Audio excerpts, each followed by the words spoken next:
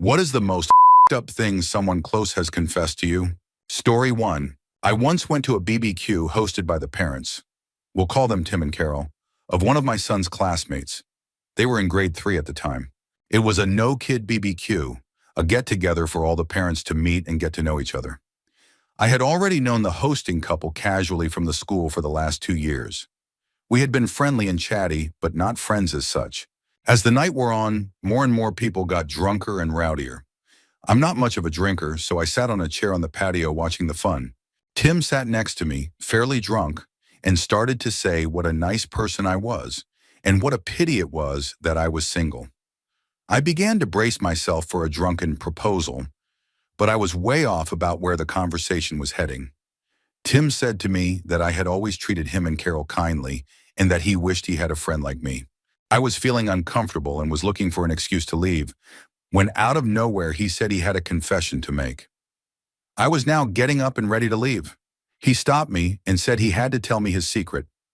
When he was 19, he had taken the life of his stepfather after the man had harmed his mother one too many times. He went into a few specifics about what he did with the body, and for the last 16 years, everyone believed that the stepfather had run away. No one suspected what had really happened. I just sat there. What do you even say to that? I did some digging and asked around, and the widely accepted story is that the stepfather had just disappeared one day, in the middle of the night, leaving behind all of his belongings. His mother and sister say he must have run away. I don't think they have any idea about the truth. Story 2. A former co-worker hooked up with a random guy and got pregnant with twins.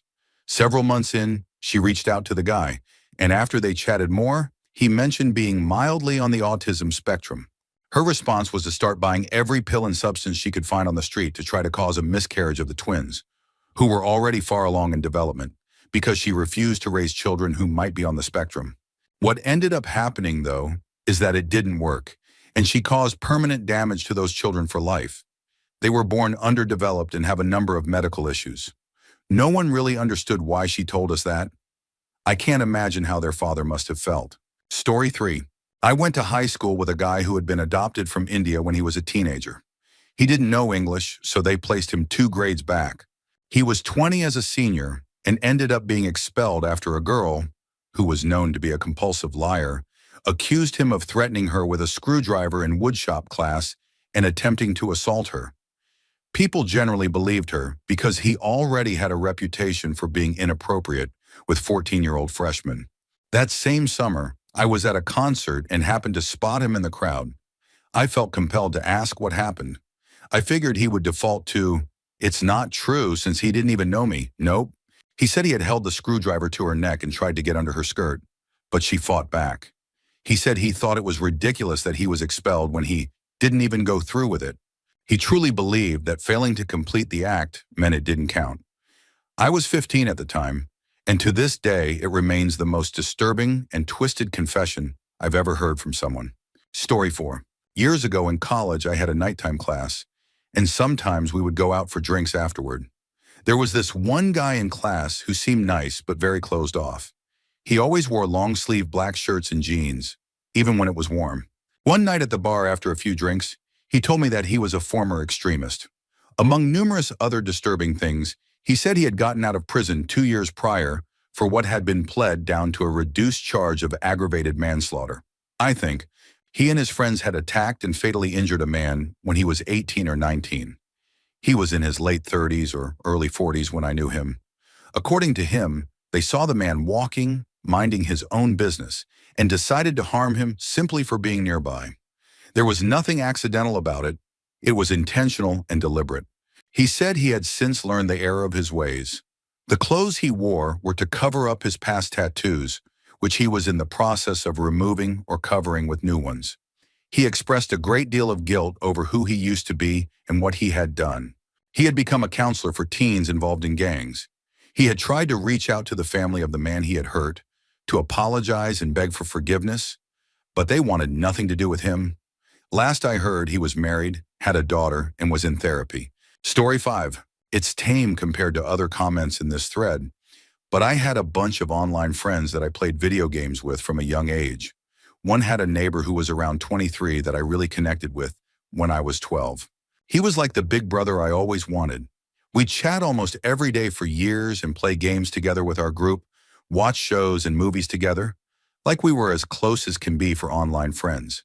He'd even buy me games and expansions and game time, and I really saw him as family. Well, he started acting really strange around the time I turned 16 and confessed he had feelings for me. Talked about wanting to have children, a long-term relationship, etc. All with me. He was really the only true friend I had, and being young and kind of lonely, I tried to kindly reject him. He didn't take it well and just blew up on me and said some horrible, awful things. He blocked me, and a few years later, he reached out again. I was lonely and I truly missed the friendship we shared. I gave him a second chance. It wasn't long before he started making comments again about knowing why he had liked me so much for so long, talking about how great I was and how I was perfect for him. While I was 20 at the time, it just felt so uncomfortable, and I didn't even bother to reject him. I just straight ghosted him. I know it's not like the worst thing ever, but it really warped my idea of friendships and relationships for a while. Story 6 reminds me of an ex I had. She told me she was into intense role play pretty much right away. I've never been that adventurous, to be honest, but I've always been more dominant than submissive and had a few previous partners who were into being tied up, lightly choked, and similar things. I expected we'd probably pick a safe word.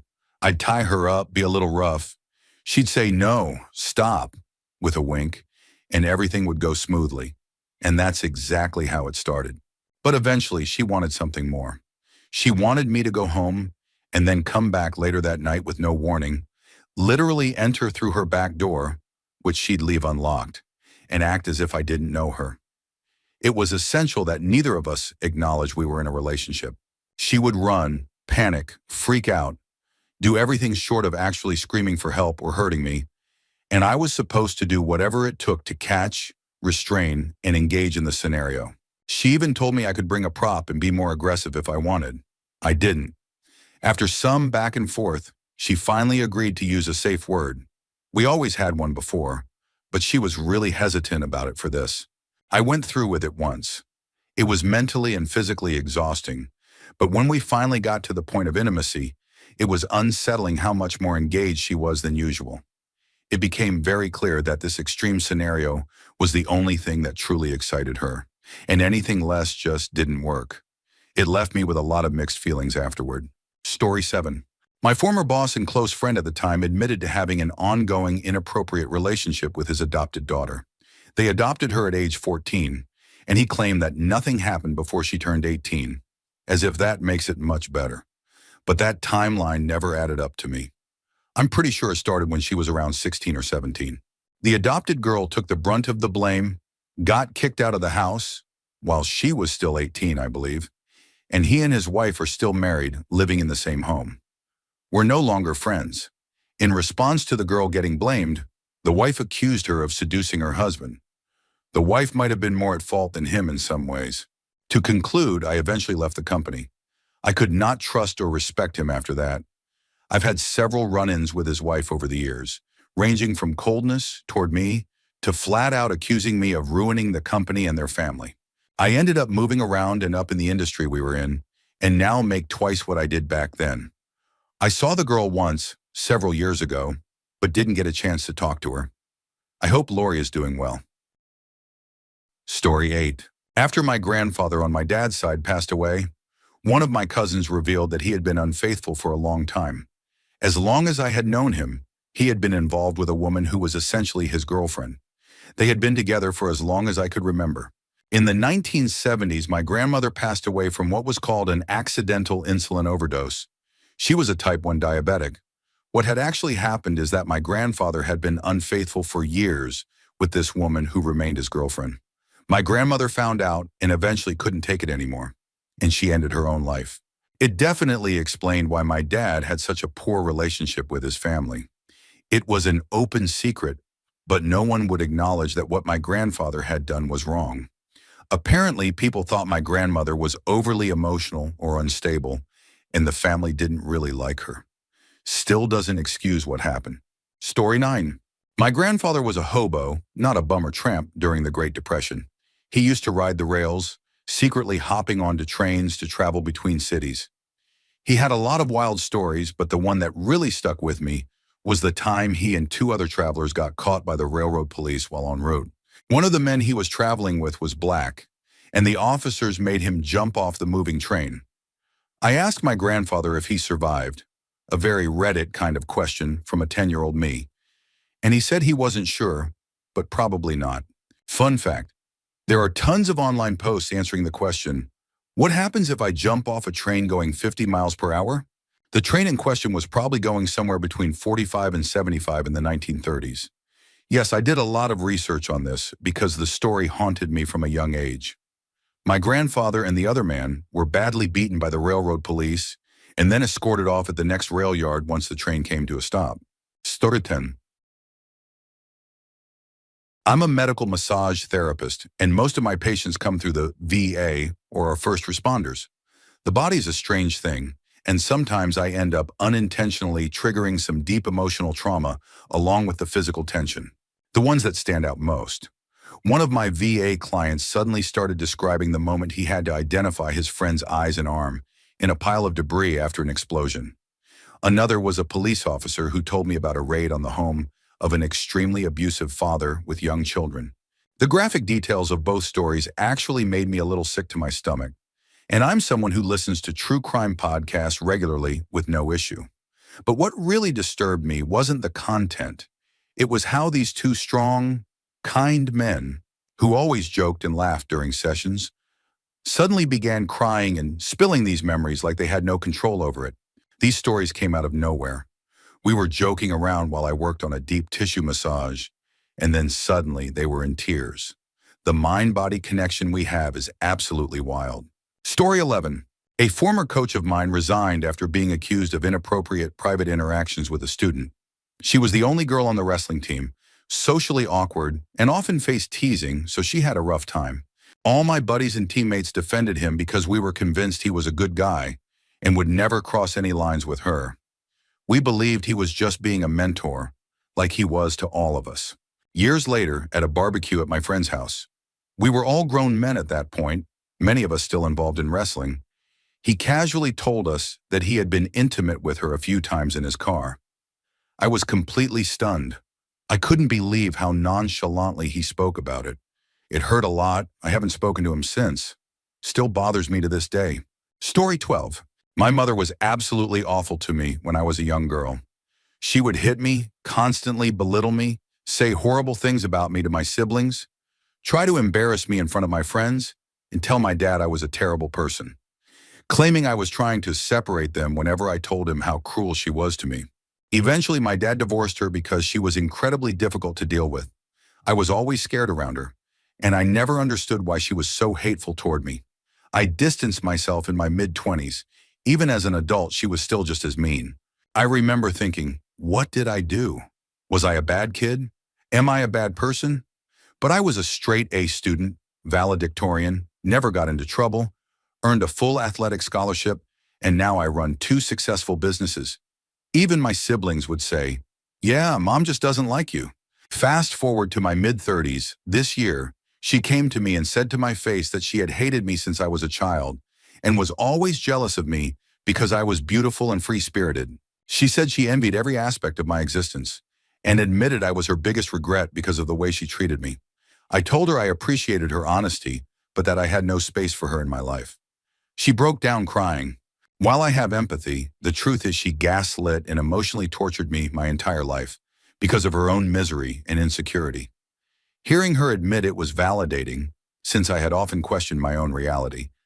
But now I know I was never the issue. It was deeply messed up. Story 13. When I was around 14, I was hanging out with my boyfriend after school, and we were having a great time watching funny videos.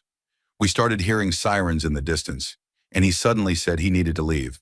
I asked why, and he casually said something like, I better make sure they haven't found her. I was confused, so I asked what he meant.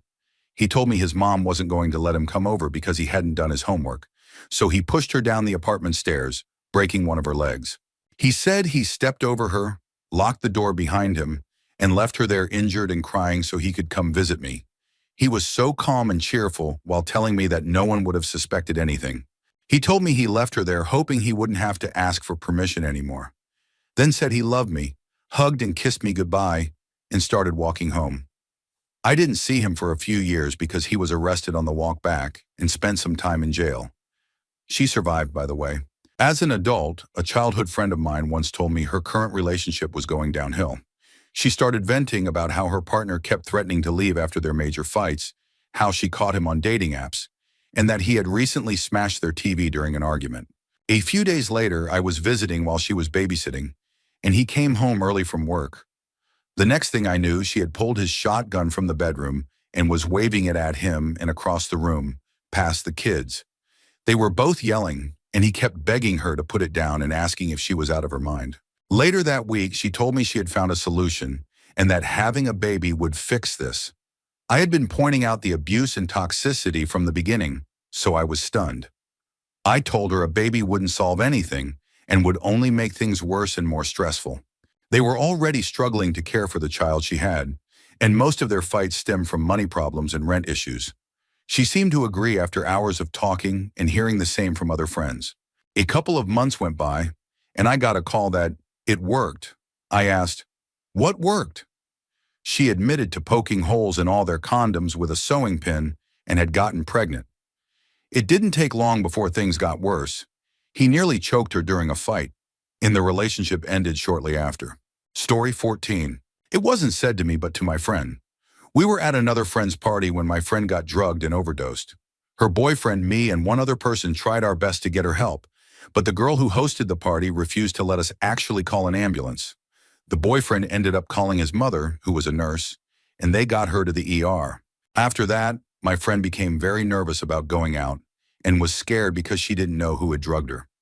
Many months later, the girl who hosted the party admitted she actually knew who had done it, but didn't want to get anyone in trouble.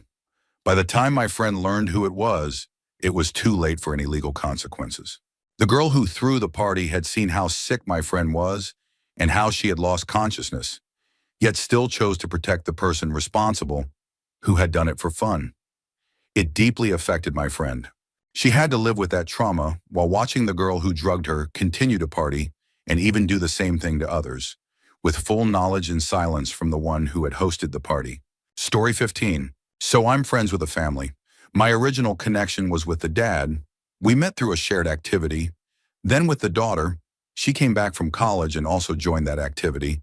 About 2 years later, and shortly after that, I got to know the mom, the son, and eventually the extended family because it was Thanksgiving. The mom and I were in the kitchen having drinks and just getting to know each other. It was a bit strange because we had each heard about the other through stories over the years but had never met. That's when the mom's mother, Grandma, walks in, looks at us and says, "Did she tell you my brother hurt her? Because it's a lie." I'm not sure I've ever seen someone shut down so fast. The mom went from laughing and enjoying herself to slouching over, trying not to cry. Honestly, I still believe Grandma said that not just to be cruel, but also because she thought I'd somehow turn against her daughter. I just got up, told her that I thought it was time for her to go, and said it was lovely meeting her, then walked her out the door. I was raised with good hosting manners after all. I don't think Grandma even realized what was happening until she was already outside. The mom started crying. I told her I believed her and that I wasn't sorry for kicking her mother out because she was genuinely awful and needed to leave. I was drunk, sure, and while I can be polite when needed, I also have the mouth of a sailor and I was furious. Who does that? The shock didn't even sober me up. I vaguely remember telling the dad something like, "Your mother-in-law is a nightmare," and I kicked her out before crashing in a guest room. 15 years and many family dinners later, including 2 more times when I walked Grandma out for other terrible remarks, I got a call from the daughter. Her uncle had died. The mom had been estranged from him even before she had kids. She told me she made that choice to protect her children in a way her own mother hadn't. The daughter was upset because Grandma wanted her mom to go to the funeral, and she refused. The daughter was thinking of going, but her mom didn't want her to. It was one of those "oh no" moments. I spent half an hour verbally dancing around it, texting the dad at the same time to beg him to call me back. Mom never really got the hang of texting. He finally saw the messages and told me to calm the daughter down and have her call her mom. After their talk, the daughter called me again, frustrated that her mom had told me, but not her. Even when the daughter had disclosed her own unrelated traumatic experience to her mom, the mom immediately called the police and got her into therapy. The dad, meanwhile, took a more direct approach and told the man involved to stay away from his daughter, or else, possibly while holding a weapon.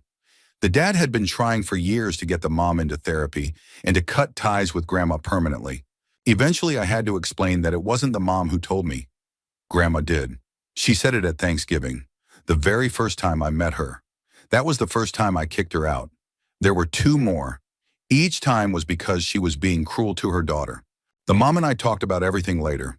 She told me the moment she really saw me as part of the family was when I stood up for her and kicked her mother out. She was shocked that a relative stranger immediately protected her and believed her. I think, in a way, it helped her realize that she deserved better than what her mother had given her. And maybe that helped her start pulling away from that toxic relationship. It meant a lot to her. And honestly, I'd do it again without hesitation. Story 16. I was working with someone I'd collaborated with on and off for a few years. We were on a pretty decent project together, and one day during a casual conversation, he shared something that completely floored me. He told me about a trip he took to Cambodia and how, during his stay, he went looking for adult companionship. He asked a local for help, who said, "Yeah, I got you," and gave him a ride on his moped to a secluded shack. When they arrived, the man told him that someone was inside and to go ahead. My colleague said that when he entered the shack, he immediately realized the person inside was far too young and that something was seriously wrong. Despite this, he admitted to going through with it and described the moment in disturbing detail, as if it were some casual story to share over coffee. I was horrified, completely sickened, not only by what he had done, but also by how casually and proudly he spoke about it.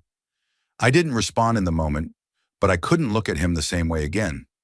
It made me realize how little we truly know about the people we work with, and how darkness can sometimes hide behind a professional smile. Story 17. One time, a coworker and friend randomly told me that when she was 16, she had been assaulted by her father and had to terminate a pregnancy as a result. We were both in our 40s at the time, professionals, and not talking about anything deep or personal. It was around 10 a.m., and we were sitting in a Denny's or something like that. I'm used to people opening up to me, but this was extremely unexpected. What made it even more difficult to process was that her father had also emotionally mistreated both her and her mom, and yet the mom stayed with him knowing everything. What's even more unsettling is that my friend is still very close to her mother and her adult sister. The sister was never harmed directly, but she knew everything that had happened, and no one else in the family seemed to carry the same anger or trauma as my friend. She clearly resented her dad, but the others didn't. After that, things felt odd between us, not because of what she told me, but because she shared something so huge out of nowhere, and yet still maintained close bonds with people who had failed to protect her. It was a lot to take in. Story 18. I had a friend who pretended to be half Palestinian Arab, but she later admitted she was actually half white and half white Jewish. She eventually confessed to exaggerating her identity, but even after that, she continued to present herself as Arab. She created an entire false persona for our friend group, all women of color and myself, claiming to have a heart condition so we'd feel sorry for her. She also told us she was being starved by her mother, who was supposedly giving all their money to a cult, when in reality she just wanted money for drugs. It later came out that her father is a wealthy business owner in a Long Island town where the average family income is around $500,000. She would lie to him, claiming she was having mental health episodes, so he would pay off her credit cards every time she maxed them out. Once she told me that she and her boyfriend got revenge on their landlord by doing something highly inappropriate on his couch, completely disrespecting the property. Later, she seriously violated my boundaries and tried to justify her behavior by saying her OCD therapist had advised her to detach from guilt as part of her treatment. When I confronted her, she claimed I made everything up to attack her mental illness and then threatened to report me. There's a lot more bizarre and disturbing behavior she's displayed, but honestly, it just goes to show, you really think you know your friends until you don't. Story 19. My best friend disappeared one day. We were supposed to meet up, but he never showed. After a few days with no response, I finally heard back from his mom, who gave me a number to text. He responded, told me he'd be back in a month, and that he'd explain everything then.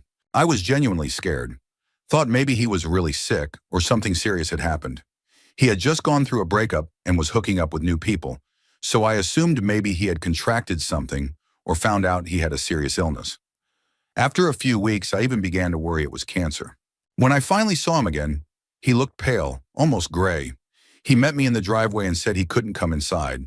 I assumed he didn't want to risk spreading or catching anything, maybe because of a compromised immune system.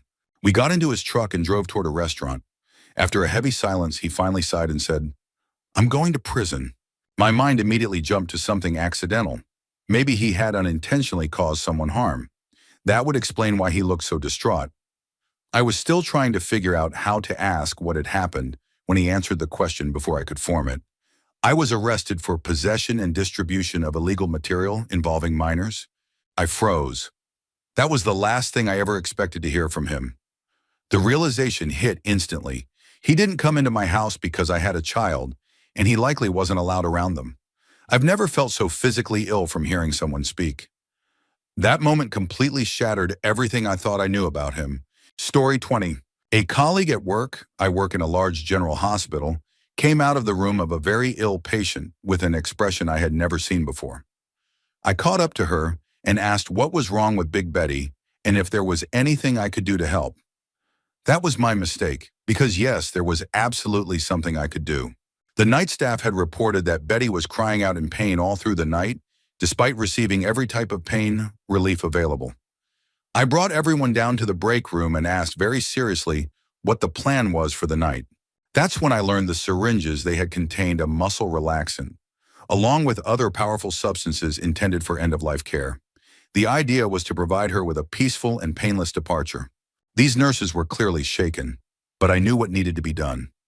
I had a short conversation with their senior and then took Betty's favorite drink, along with the carefully prepared medication, in my pocket. For a few minutes, we had a lovely time together. She even managed to recall the rules of backgammon.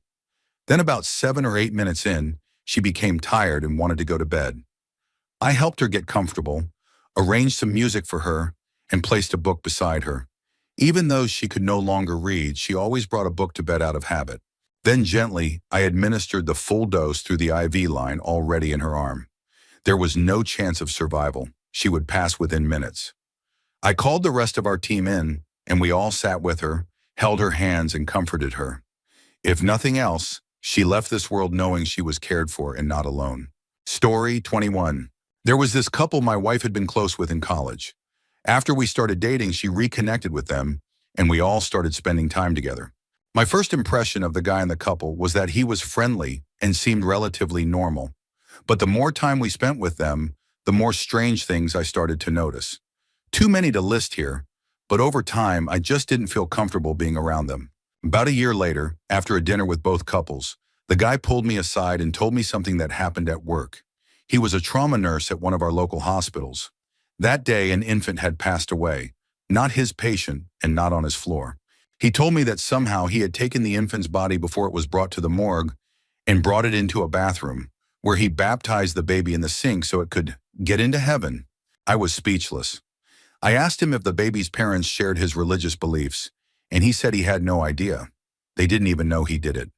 But I couldn't just let the baby be lost, he said. That was one of the most shocking things I had ever heard. I distanced myself from both of them after that. In hindsight, I wish I had contacted the hospital. It's something I still regret. Not doing more to make sure he never repeated something like that, or worse. Story 22. My mom and I were in therapy together, and we often ended up fighting. The therapist almost always seemed to take her side. Because she was a teen mom, my grandma raised me for the most part, and my mom resents her for that. She believes my grandma stole me away. At one point, she brought up an incident where I had an accident out of state, and my grandma refused to watch my brother so my mom could come get me. Instead, my grandma went herself. I told her, Grandma was right. She doesn't owe you childcare. And my mom took that as a personal attack. She told the therapist how disrespected she felt, especially since she wanted to place me for adoption. But my mom, Grandma, threatened to kick me out if I did. I had never heard that before. I ran to the restroom to cry. All my life, she tried to control me and dictate who I should be, yet she hadn't even wanted to keep me in the first place. When I came back, the therapist scolded me for crying in the lobby restroom because it might have made other clients uncomfortable. That was one of the final straws. I stopped bringing my mom to therapy after 1 or 2 more sessions and eventually stopped going altogether. It was too much. Story 23. My mother and I were hanging out late one night watching TV.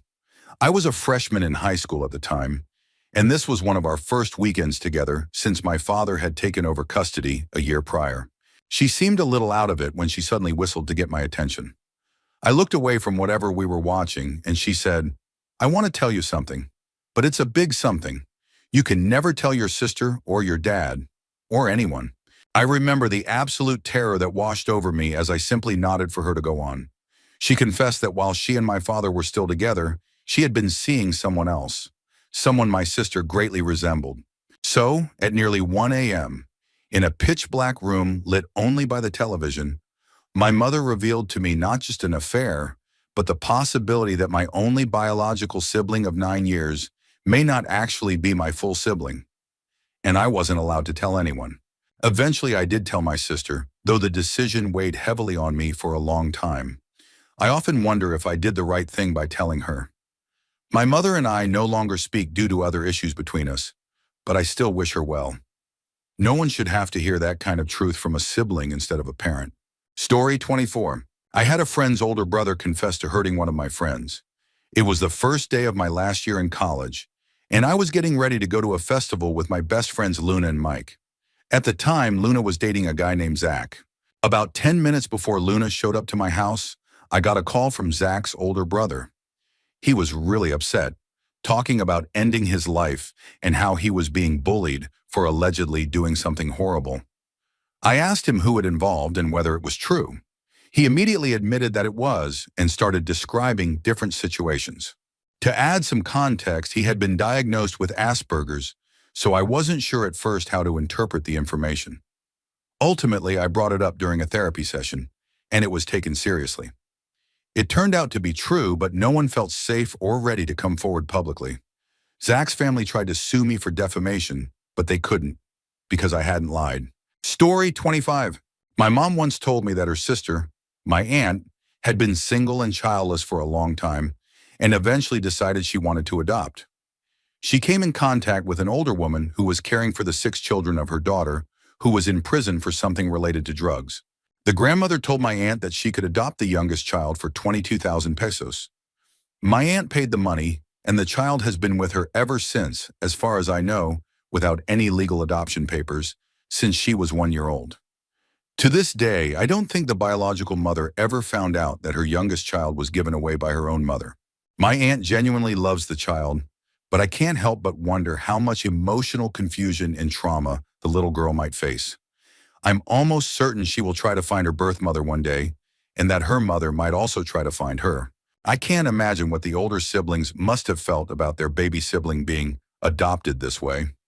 It always sounded shady to me, especially since the adoption agency that supposedly helped with all of this disappeared shortly after the payment was made. Story 26. When I was 18, I dated a guy who told me he had served time in jail. He also said that he had been involved with a drug organization that ordered him to take someone out to the desert and end their life. He left the body there. I have no idea if it's true. He didn't give any names, no locations, nothing. I've often wondered whether I should report it, but there's literally nothing concrete to go on. It always felt like a dead end.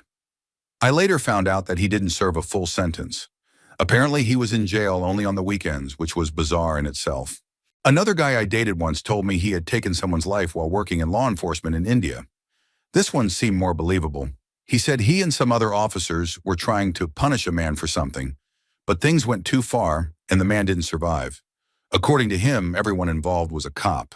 Hearing these stories from people who, on the surface, seem completely normal, makes me wonder, are there more people walking around with these kinds of pasts than I ever realized? Or did I just have the absolute worst luck in dating? Either way, it's deeply unsettling. Story 27. My parents recently finalized their divorce after about 15 years of a rocky marriage, and my mom told me some really disturbing things about my dad, mainly because he's been spreading rumors that she cheated. That sadly didn't surprise me, but given the following details, it's more than a little ironic. He's cheated before, which I already knew, but he's also a textbook narcissist who loves to blame others. Classic behavior for someone like that. Apparently, when we moved, when I was just 8 years old, we had hired a housekeeper, and he used to make comments about her appearance. At one point, he even asked my mom if they should invite her to join them intimately. That shocked me because one, gross, and two, we're conservative Indian people, and I was surprised he even brought something like that up. And my mom warned me before telling me this one. On the day of her 40th birthday, my dad asked her if he should hire a male escort to entertain her. She obviously said no. I asked if he was joking, and sadly he wasn't. Maybe that's normal for some people, not judging, but it was wild hearing all this from my actual parent. Story 28. Whenever I have someone new join my department at work, I always try to talk and share stories with them to help them feel welcome and get a sense of who they are. For the sake of this story, I'll call him Ray. Ray was only a couple years younger than me, both of us in our early 20s, and he seemed genuinely eager to connect with others. While I was teaching him how to stock product in the back of our section, we started talking about life, and he told me a story that stayed with me. He shared that he had a child who passed away. The child was only about 1 year old at the time. Ray said he had briefly dated a girl who suddenly ghosted him. Out of the blue, she called him, and before she could even speak, he asked, "Are you pregnant?" She said yes, and they kept in touch until one day she vanished again. Sometime around New Year's, Ray got a call from the girl's father, who told him, "I'd want someone to tell me, so I'm telling you. You're a father now." Ray tried to get custody, and while I don't know the full details, he didn't win the case. I didn't ask many questions. I was honestly stunned. He explained that the mother was anti-vaccine, and their son got sick. Tragically, his body couldn't fight off the illness, and he passed. I'd only known Ray for a few hours, and he was barely 21, but I genuinely felt for him. That wasn't his only hardship. He had clearly gone through a lot physically and emotionally. I haven't seen him in a long time since he left the company, but I really hope life gets better for him. Story 29. In my town growing up, there was a man who was about 13 years older than me when I was in high school. He had a bad reputation as a drug dealer. He sold and gave out Xanax, cocaine, and other substances, often targeting people to get them hooked so they'd become steady customers or, disturbingly, to gain influence over women. For some reason, he decided to do most of his business at my school, even though he was from 2 towns over. This guy has seriously hurt people. He looks and acts exactly how you'd expect someone to act who's completely lost. Honestly, it wouldn't shock me if others thought the world would be a better place without him. I've thought that myself. But back then, for whatever reason, I hung out with him occasionally. Once I asked him why he was the way he was, and why he didn't try to change. He told me, "Once you start digging that hole, after a while it becomes too deep to get out." My first reaction was anger. How could he admit to giving up, knowing the harm he was doing? He seemed to know exactly how bad of a person he was and still showed some desire to be better. But somewhere along the way, he convinced himself it wasn't possible. So he kept living in that darkness and kept ruining lives, especially of young people. Maybe if someone had helped him earlier, or if he had helped himself, things could have been different. But they weren't. And I try not to think about it anymore. But if I ever find myself diagnosed with something terminal, let's just say I'd make a list, and I'd be sure his name is on it. Story 30. Okay, so this girl I met was from a Muslim-majority country, and she went to Germany for her higher studies. During her time there, she had relationships with quite a few men, around 50 or 60, according to her. One of the men, who apparently had some pretty questionable views, asked her to wear a hijab during an intimate moment. As disturbing as that was, it wasn't even the most shocking part of what she shared. Back in her home country, she was already engaged to her cousin. In their culture, it's considered very important for a woman to be a virgin on her wedding night. And after the first night of marriage, it's customary to display blood-stained sheets outside the house to prove purity to the community. This girl was extremely anxious about it, and so she reportedly had a surgical procedure done and inserted something known as a blood capsule into her body to simulate bleeding. I'm still not entirely sure what that is or how it works, but that's what she told me. It was deeply uncomfortable just to hear about, and honestly, I still don't know how much of it was true. But I couldn't figure out why she would lie about something so specific and unsettling. Story 31. When my grandmother passed away in 2007, my mom told me that she had a baby as a teenager and had been sent to live with the nuns.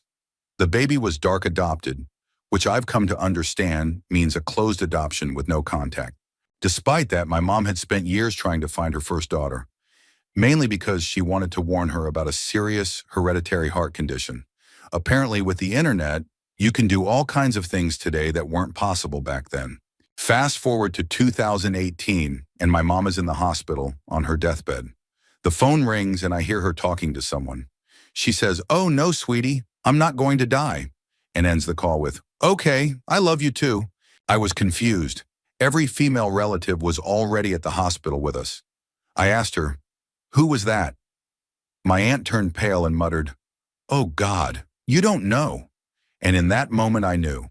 I sat up and said, "Holy crap, was that my sister?" My aunt looked relieved and replied, "So you do know." Okay then. I was freaking out. I knew about her, but I didn't know Mom had actually found her. Oh my God, how long have they been in contact? My aunt looked away, cleared her throat, and said, "Almost 5 years. Story 32. A friend I used to have, we're no longer in contact, once shared a story that her current fling had told her, apparently to impress her. Personally, I believe the whole thing was made up, which honestly makes it even more disturbing. So this guy supposedly worked for a company that cleaned up after crime scenes, handling remains, sanitizing, and so on. According to him, he and a coworker were alone at a scene where someone had passed away in a bathtub. He claimed they were left alone with the body to do the cleanup. Then he said something that completely floored me. He had heard that the femur was the strongest bone in the body and tried to test that theory on the deceased person, attempting to break the bone multiple times and failing. Needless to say, my jaw was on the floor. What was even more baffling was that my friend didn't think there was anything wrong with this story. She actually got annoyed with me when I called it out as a massive red flag. I still don't understand how someone could make up such a disturbing tale, think it's funny, and share it casually. And even more confusing is how someone else could listen and not see the problem. Story 33. My best friend, female, and I, female, were in 10th grade at the time. She had started dating a senior, and his best friend was a 22-year-old guy who was pretty well known around our small town.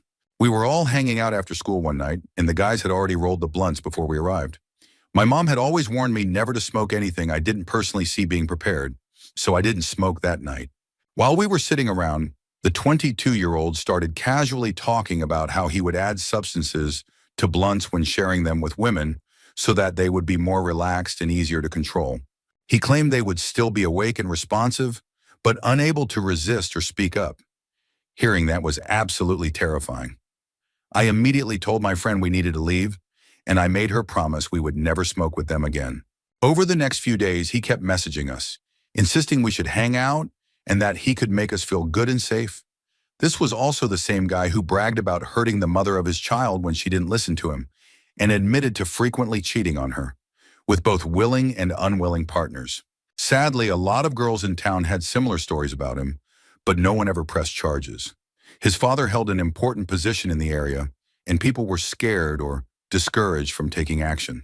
Story 34. 2 girls in my class had a crush on the same guy. I was mature enough to ignore my feelings because I thought crushes were silly at the time, LOL. This guy had a sister.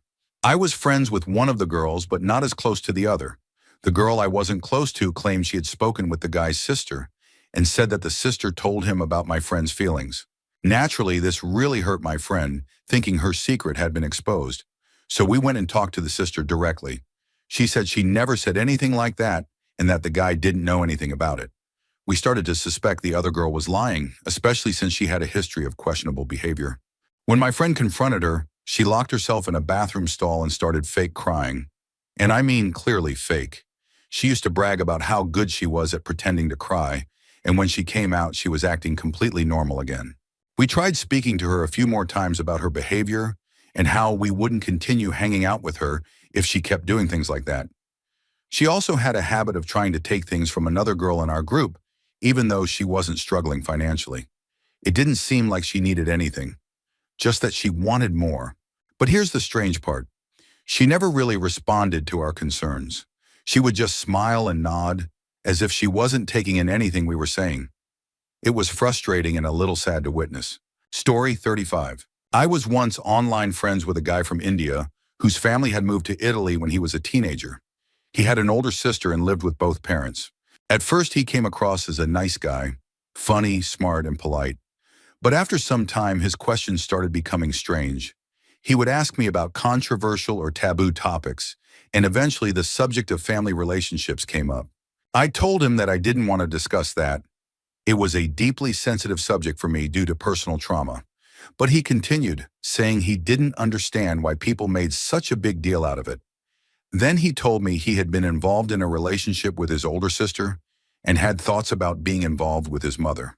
At first, I thought he was joking or trying to get a reaction.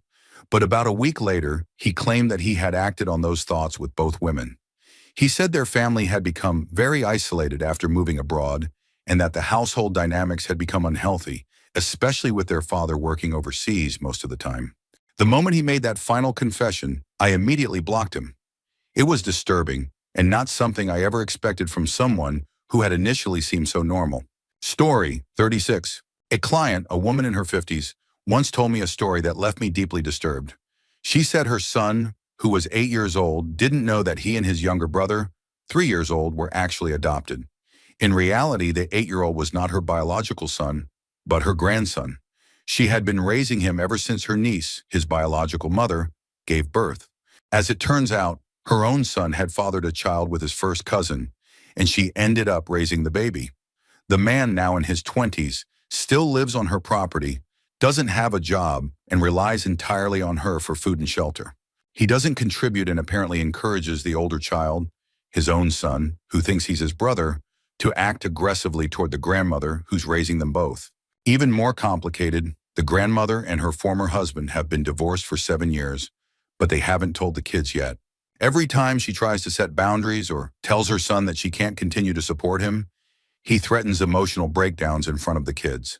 She ends up letting him stay. He spends all day in his room, watching TV while she continues to manage everything else. It was truly heartbreaking to hear her describe the situation. She was clearly overwhelmed and stuck in a toxic cycle. As a side note, she also shared stories about being a groupie decades ago and talked in great detail about 3 days she spent with a famous musician while on tour. It was one of the most bizarre and emotionally complex stories I've ever heard. Story 37. I had a former coworker I thought was a decent guy. We'd worked together for years, and when his lease was up, I even helped him move into the same apartment complex I lived in. We became neighbors and even carpooled to work from time to time. After a few months, I started receiving messages from random people, including screenshots of conversations. These messages appeared to show him trying to engage in highly inappropriate chats with underage girls. At first, I didn't believe it. Screenshots can be faked after all. But then someone tracked him down and asked me to confirm his identity since we lived in the same building. Just days before I was planning to confront him, he approached me himself. Completely out of nowhere, he asked me how he could hide online activity and avoid detection. He knew I worked in IT security, and he started asking questions that made it clear he was looking to conceal something serious. That's when I realized he was essentially confessing to being a predator. I was torn about what to do at first. I didn't have solid evidence, just suspicion and conversations. But then 2 concerned parents reached out to me, saying their children had received disturbing messages from someone who matched his description. They asked me to confirm it was him, and sadly I could. We gathered everything we could and passed it all on to the authorities. Not long after, he was arrested. Investigators found illegal content on his computer. From what I heard later, one of the parents even confronted him directly before the police got to him. He's now in jail. I had worked beside this man for over 3 years and lived next to him for 4 months, never once suspecting he was capable of something like this. Story 38. About 6 years ago, my husband's uncle and dad came to visit us. One afternoon, my husband went out with his dad and the kid's grandfather to buy some gifts, leaving me at home alone with the uncle and our two youngest children. The youngest was napping, and my 10-year-old daughter was in her room. While we were in the living room, the uncle started bragging about how he used to encourage his sons to physically fight each other as kids, thinking it would toughen them up. That was already disturbing, but then he began telling a story from a family gathering when he was 26, recalling how he once tickled a 12-year-old relative inappropriately and laughed it off as harmless because she giggled. He said she liked it and that it was all just playful. The way he spoke about it made it clear he didn't understand or didn't care that what he described was completely unacceptable. I was stunned and horrified but couldn't immediately ask him to leave since my husband had taken the car. I took the kids into my room, closed the door, and put on a movie to distract them until my husband and his dad returned. When they got back, I told him everything, and he handled it from there. Story 39. A woman I used to know, who was friends with a close friend of mine, once shared something that made me cut all contact with her. She told me she was HIV positive and that she had never disclosed this to any of her past partners. She claimed she and a group of other women who were also HIV positive referred to themselves as the killer kitties and deliberately had unprotected relations with men without informing them. They would laugh and talk about the different people they had been with, treating it like a game. One of the women from that group was tragically killed by someone who suspected he had been infected and reacted violently. After hearing all of this, I walked away and never looked back. In another situation, a man I had been dating told me something disturbing as well. He lived with his parents and his stepsister, who was 25 at the time, while he was only 16. He confessed to being involved with her and suspected he might be the father of her child. She refused to allow a paternity test and moved out soon after.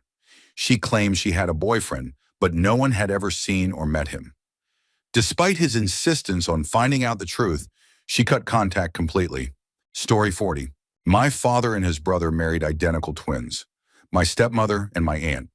While my father and stepmom divorced over 20 years ago, he still refers to them as the twins. My aunt and uncle had 3 children.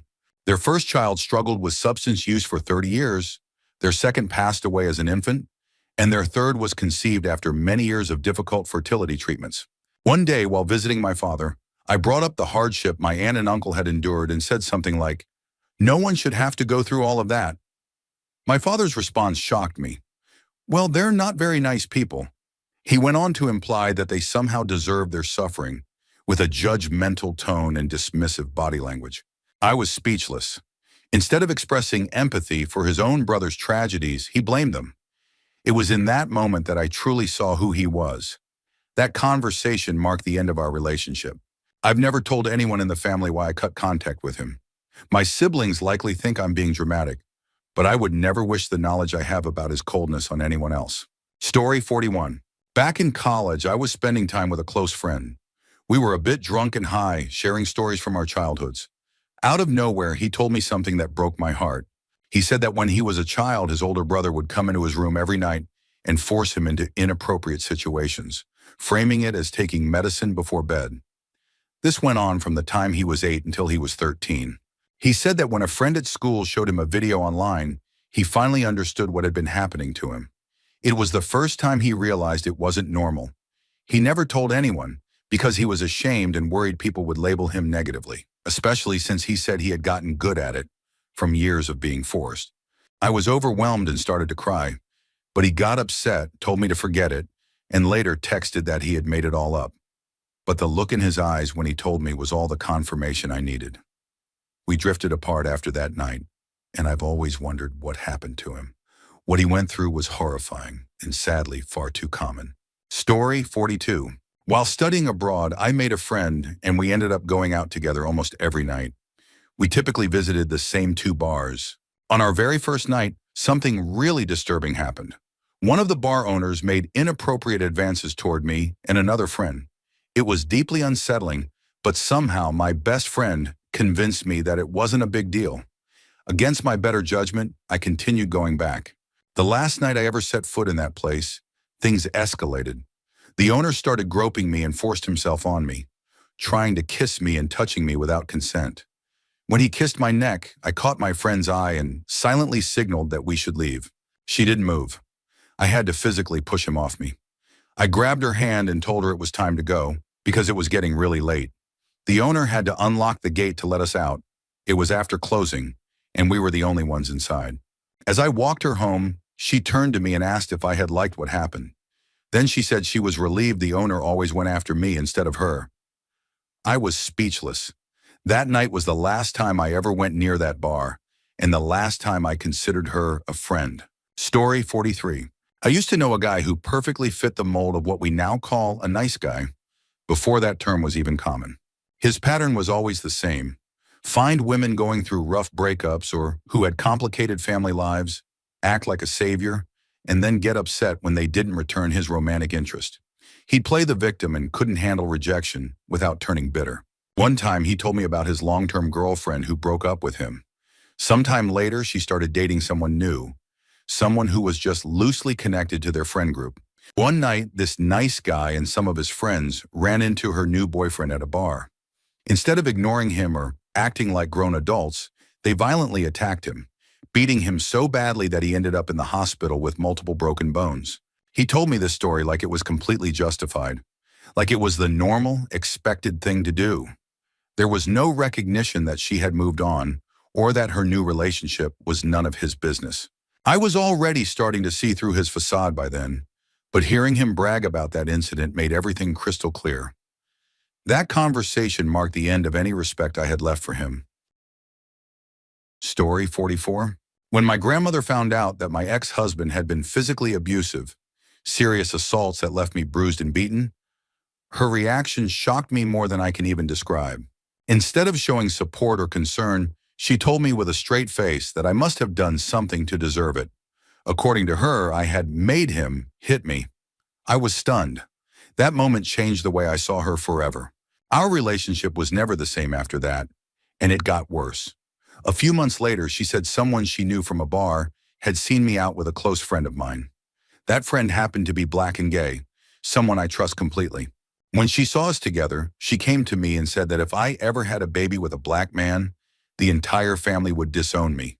She even said that my 2-year-old son would grow up confused if his sibling didn't look like him. I was appalled and heartbroken. After that, I packed up and left my grandparents' house. I still speak to them occasionally, but I keep it distant. That kind of hatred and judgment was more than I could handle, especially from someone I once looked up to. Story 45. My dad once told me he found inappropriate images involving minors on my brother's phone. After I had already confided in him that I didn't feel comfortable being around that brother because he gave me the creeps. He said he just closed the phone and pretended not to see it, claiming it had happened months earlier. I live across the country, so at the time I felt helpless. A few weeks later, I asked again if he was going to do anything about it.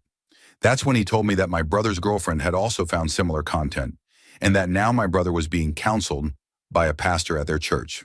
That was the final straw for me. I booked a solo flight across the country, walked straight into my brother's local police department, and told them everything I knew. Now I'm the black sheep of the family, the one everyone resents, but I sleep just fine at night knowing I did the right thing. Even now, my parents still try to convince me to have a relationship with my brother. It's a painful reminder of how deeply rooted generational trauma can be, but I won't be part of their denial. Story 46. My stepmother has a family member, let's call him Tom, who everyone refers to as the nice one. He's seen as a gentle, lovable guy, kind of like a real-life Santa Claus. He's been battling a slow-developing illness, something that might eventually take his life, so everyone just wants him to enjoy his time. He's universally adored. Tom has a daughter who met her husband when she was still quite young. She was a red-haired, quiet young woman living in an apartment complex. Her future husband was the maintenance worker there, a Mexican immigrant who was undocumented at the time. One night, after a few drinks, my dad started telling me about a disturbing conversation he once had with Tom. Apparently, Tom had confided in him about how upset he was that his daughter was engaged to that guy. I'm sure he used less polite language. Then, leaning in close, Tom asked my dad if he knew anyone who could take care of things like that. My dad was dead serious when he told me that Tom had essentially asked if he knew someone who could make his daughter's fiancé disappear. I still think about that conversation. You really never know what people are capable of. It still freaks me out to this day.